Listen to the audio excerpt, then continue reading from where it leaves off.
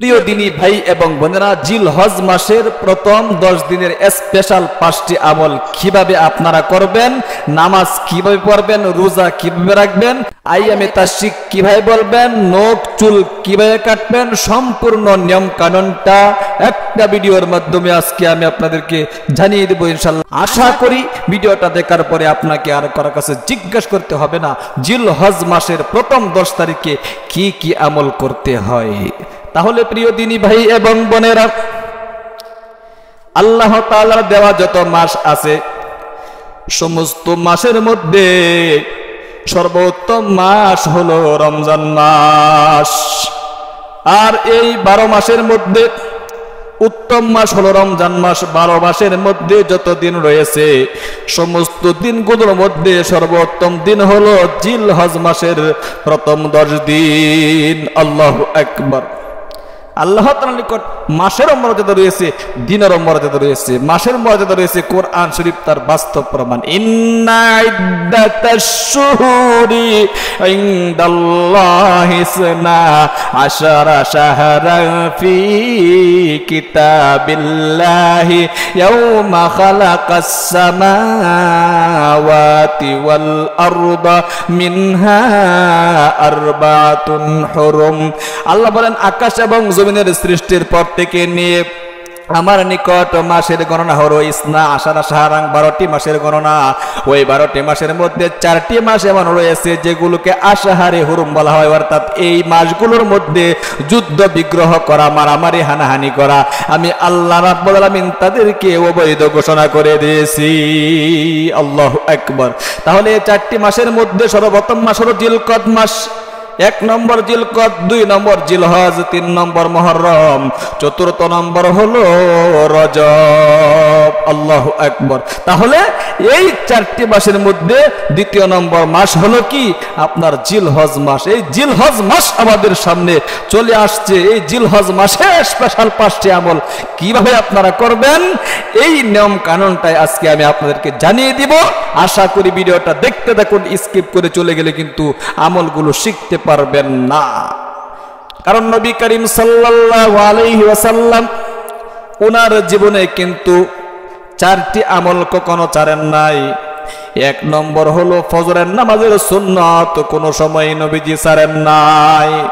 নম্বর 2 আইয়ামে বীজ, অর্থাৎ প্রতি মাসের 13 এবং 14, 15 তারিখ এই 3 দিনের রোজাগুলোকে আইয়ামে বীজের রোজা বলা হয়। এই রোজাগুলো নবী করিম সাল্লাল্লাহু আলাইহি সাল্লাম কখনো ছাড়েন নাই। 3য় নম্বরে আশুরার রোজা যেটা রয়েছে ওই রোজাটা নবী করিম সাল্লাল্লাহু আলাইহি ওয়াসাল্লাম রাখতেন, কখনো ছাড়তেন না। 4th নম্বরে জিলহজ মাসের প্রথম 10 তারিখ, 1 তারিখ থেকে 9 তারিখ পর্যন্ত নবী করিম সাল্লাল্লাহু আলাইহি ওয়াসাল্লাম রোজাগুলো রাখতেন। আল্লাহু আকবার, আল্লাহু আকবার। এই জন্য আসুন স্পেশাল 5টি আমল কি কি এক একটা করে আজকে আমি আপনাদেরকে বলে দিব।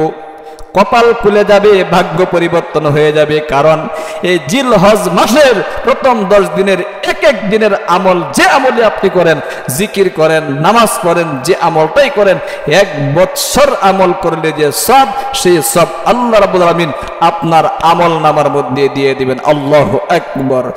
রোজা রাখবেন, একদিন রোজা রাখলে 1 বছর রোজা রাখলে যে সব, সেই সব আল্লাহ রাব্বুল আলামিন আপনার আমল নামার মধ্যে দিয়ে দিবেন। রাত্রি আপনি নফল নামাজ পড়বেন, তাহাজ্জুদ পড়বেন, শবে কদরের রাত্রি নামাজ পড়লে যে সব, লাইলাতুল কদরের রাত্রি নামাজ পড়লে যে সব, আল্লাহ রাব্বুল আলামিন সেই সব আপনার আমল নামার মধ্যে দিয়ে দিবেন। একবার বলুন সুবহানাল্লাহ। তাহলে আসুন স্পেশাল 5টি আমলের মধ্যে 1 নম্বর আমল হলো আপনারা যখন জিলহজ মাসের চাঁদ ওঠার আগে আপনাদের হাতের নখ, মাথার চুল এবং গুপ্ত স্থানের চুলগুলো পরিষ্কার করে নেবেন। কারণ তিরমিজি এবং ইবনে মাজাহ সহ বিভিন্ন হাদিসের কিতাবের মধ্যে উল্লেখ করা হয়েছে আপনার জিলহজ মাসের চাঁদ ওঠার আগে আপনার নখ, চুল এবং গুপ্তস্থানের চুল পরিষ্কার করার কথা।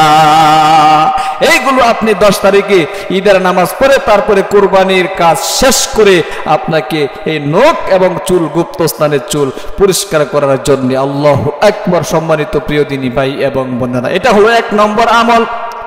2 নম্বর আমল হলো 1 তারিখ থেকে নিয়ে 9 তারিখ পর্যন্ত আপনাকে নফল রোজা রাখতে হবে।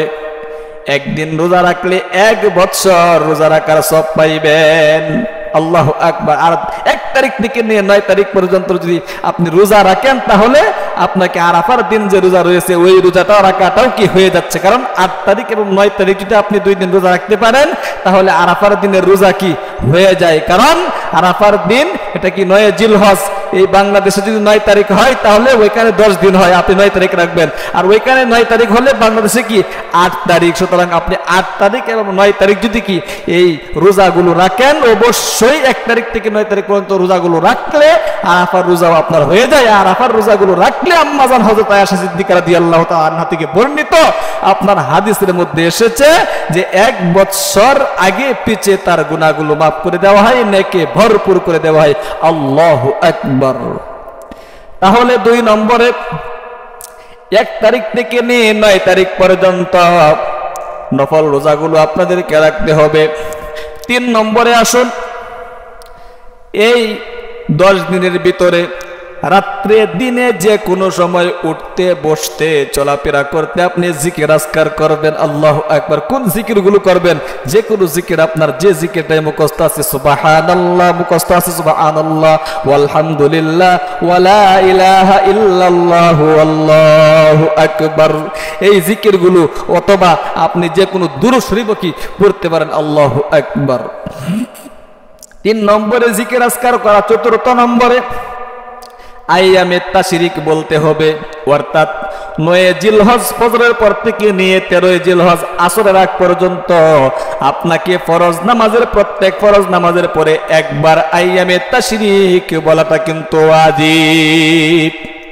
একবার আমি সহি শুদ্ধভাবে আপনাদেরকে বলে দিচ্ছি, আমার সাথে সাথে সহি শুদ্ধভাবে শিখে নিন।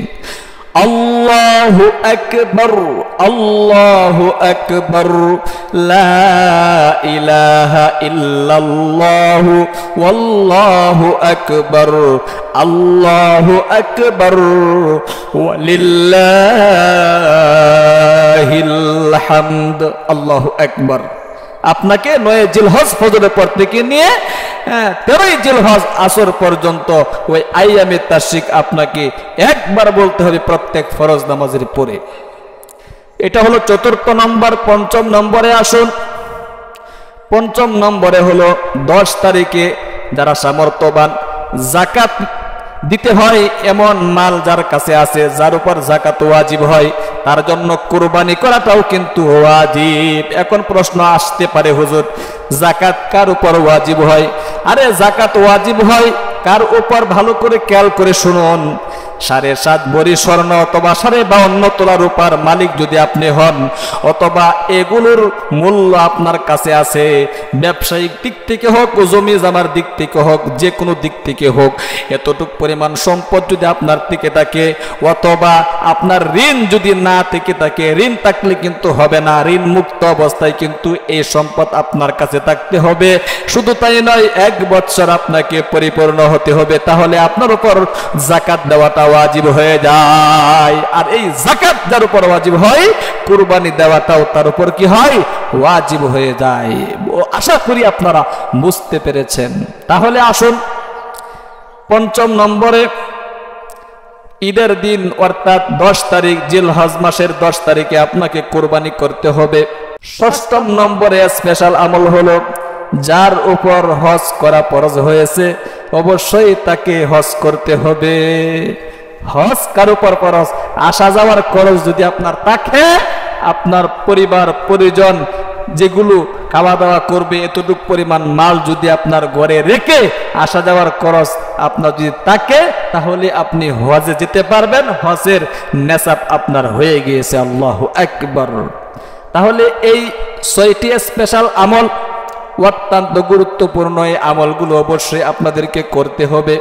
আবারও সংক্ষিপ্তভাবে বলে দিচ্ছি। 1 নম্বর আমল হলো নখগুলো কাটা চাঁদ ওঠার আগে, জিলহজ মাসের চাঁদ ওঠার আগে নখ কাটবেন, চুল কাটবেন, গুপ্তস্থানের চুলগুলো কাটবেন। 10 তারিখে কুরবানি দেওয়ার পরে এগুলো আবার কাটবেন। এক নম্বর। 2 নম্বর, 1 তারিখ থেকে নিয়ে 9 তারিখ পর্যন্ত, 1 তারিখ 1 জিলহজ থেকে 9 জিলহজ পর্যন্ত আপনাকে নফল রোজা রাখতে হবে। 3 নম্বরে জিকির আজকার, যে জিকিরগুলোই আপনার মুখস্থ আছে ওই জিকিরগুলোই আপনি করবেন। 4 নম্বরে আইয়ামে তাশরিক 9 জিলহজ ফজরের পর থেকে নিয়ে 13 জিলহজ আসর পর্যন্ত আপনাকে আইয়ামে তাশরিক গুলো বলতে হবে। আল্লাহু আকবার। এরপরে 5 নম্বরে যাকাত যার উপর ওয়াজিব তার উপর কুরবানি করা ওয়াজিব। 10 তারিখে আপনাকে কুরবানি করতে হবে। আল্লাহ তাআলার উদ্দেশ্যে আল্লাহ বলেন, লাইয়ানালাল্লাহা লুহুমুহা ওয়ালা দিমাউহা ওয়ালাকিন ইয়ানালুহু তাকওয়া মিনকুম। আল্লাহ বলেন, কুরবানির গোশত এবং কুরবানির পশুর গোশত এবং তার রক্ত আমার নিকট পৌঁছে না, আমার নিকট পৌঁছে ওয়ালাকিন ইয়ানালুহু তাকওয়া মিনকুম, আমার নিকট পৌঁছে তোমাদের তাকওয়া। তোমরা কি মানুষকে দেখানোর জন্য কুরবানি করতেছো নাকি আমি আল্লাহ রাব্বুল আলামিনকে খুশি করার জন্য কুরবানি করতেছো? আল্লাহু আকবার। তাহলে 5 নম্বরে কুরবানি করতে হবে। 6 নম্বরে যার উপর হজ ফরজ হয়েছে অবশ্যই তাকে মক্কা মদিনায় গিয়ে হজ করতে হবে। সম্মানিত প্রিয় দিনী ভাই এবং বোনেরা, আশা করি আমলগুলো আপনারা শিখবেন এবং করবেন ইনশাআল্লাহ। আর আমাদের এই ইসলামিক চ্যানেলটা যদি আপনার ভালো লেগে থাকে অবশ্যই চ্যানেলটাকে সাবস্ক্রাইব করে পাশে থাকা বেল আইকনটি অন করে দিবেন, লাইক কমেন্ট শেয়ার করে অন্যকে শেখার সুযোগ করে দিবেন, কারণ আমরা প্রতিদিন এরকম গুরুত্বপূর্ণ ভিডিও আপলোড দিতেছি। আপনারা শিখতে পারবেন, জানতে পারবেন, বুঝতে পারবেন। ভালো থাকবেন, সুস্থ থাকবেন। দেখা হবে পরবর্তী ভিডিওতে। আসসালামু আলাইকুম ওয়া রাহমাতুল্লাহি ওয়া বারাকাতুহু।